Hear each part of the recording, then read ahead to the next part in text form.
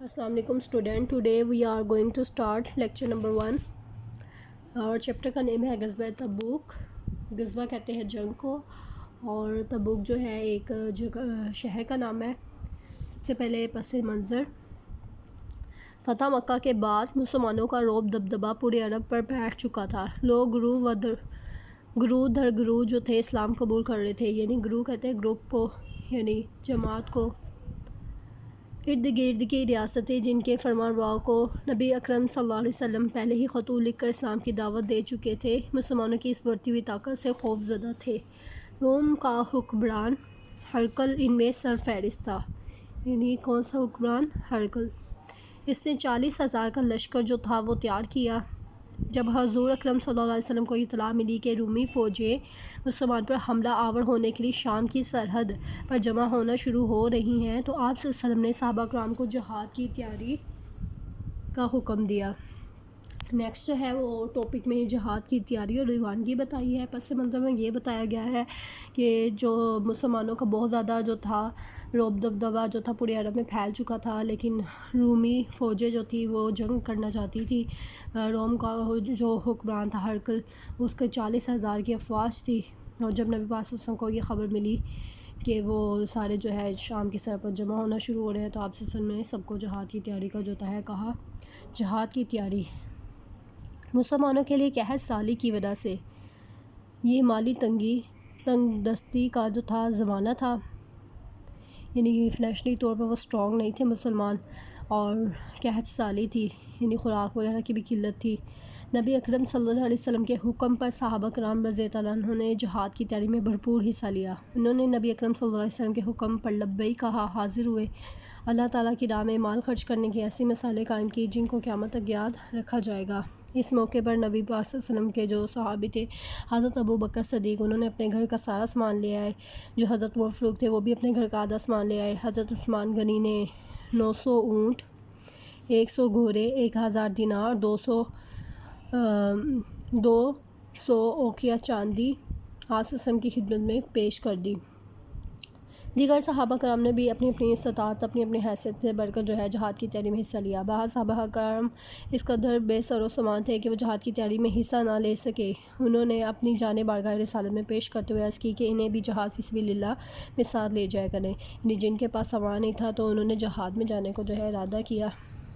آپ صلی اللہ علیہ وسلم نے سواریوں کی وجہ سے انہیں مدینہ منورہ میں ہی ٹھہرنے کا حکم دیا.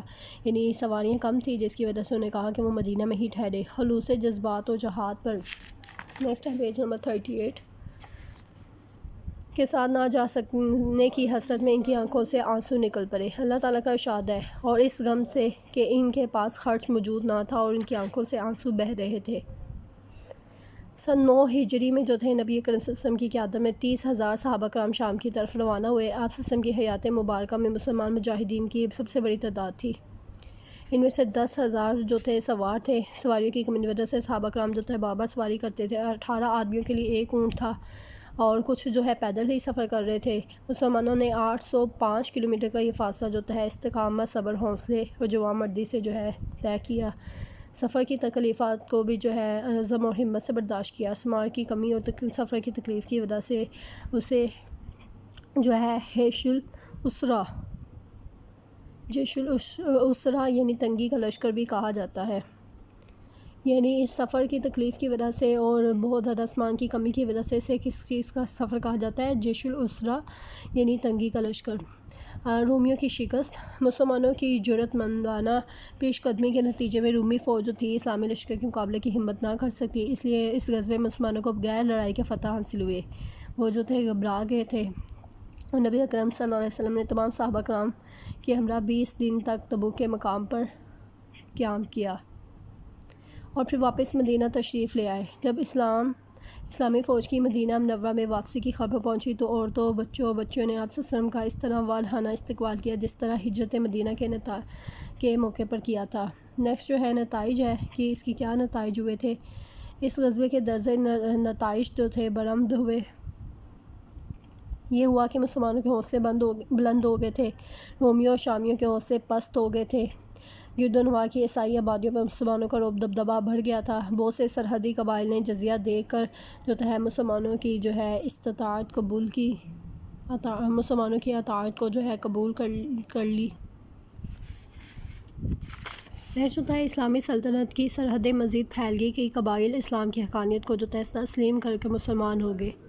صحابہ کرام نبی کریم صلی اللہ علیہ وسلم کے ہر حکم کی اطاعت و فرمانبرداری کرتے تھے، مال و دولت کو نبی کریم صلی اللہ علیہ وسلم کی ایک آواز پر حاضر خدمت کر دیتے تھے۔ صحابہ کرام رضی اللہ عنہم کی ہمیشہ کوشش رہتی تھی کہ اسلام کی عزت اور وقار کی خاطر اپنا سب کچھ جو ہے خرچ کر دیں۔ اس سبق سے ہمیں معلوم ہوتا ہے کہ اللہ تعالیٰ انسان کے دل کا تقویٰ اور نیتوں کو دیکھتا ہے اور خالص نیت ہونے کی وجہ سے کامیابی سے جو ہے ہمکنار کر دیتا ہے۔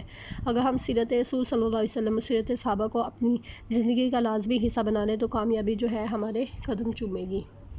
یعنی اس میں ہمیں یہی بتایا ہے کہ انسان کا جو ہے تقویٰ، نیتیں جو ہیں وہ خالص ہونی چاہیے اور اللہ تعالیٰ کی محبت ہونی چاہیے، جو انسان جو ہے اسے ضرور فتح نصیب ہوتی ہے، جیسا کہ مسلمانوں کو ہوتی ہے، اس میں جو ہے فتح نصیب ہوئی تھی۔ نیکسٹ جو ہے اسٹوڈنٹس پیج نمبر 40 پر بک ورک ہے، کویشچن آنسر جو کہ آپ کو نوٹس فارم میں مل جائیں گے، خالی جگہ پر کرے۔ فرسٹ کویشچن ہے، حضرت عمر رضی اللہ عنہ نے اپنے گھر کا آدھا سامان پیش کیا۔ صحابہ کرام رضی اللہ عنہ نے تبوک کا طویل سفر پیدل طے کیا۔ بہت سے سرحدی قبائل نے جزیہ دے کر مسلمانوں کی اطاعت قبول کر لی۔ غزوہ تبوک میں سوار مجاہدین کی تعداد جو تھی وہ 10,000 تھی۔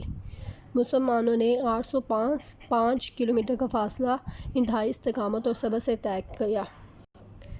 کویشچن نمبر 2 ہے، درست جواب پر ٹک کا نشان لگائیے۔ مسلمانوں نے تبوک کے مقام پر قیام کیا 20 دن، ٹھیک ہے۔ سیکنڈ ہے، حضرت ابوبکر صدیق نے غزوہ تبوک میں پیش کیا سارا سامان۔ جیم والا ہے، اسلامی لشکر کی جہاد پر روانگی کے وقت بعض صحابہ کے آنسو نکل پڑے حسرت میں، اور غزوہ تبوک میں اسلامی لشکر کی تعداد تھی 30,000۔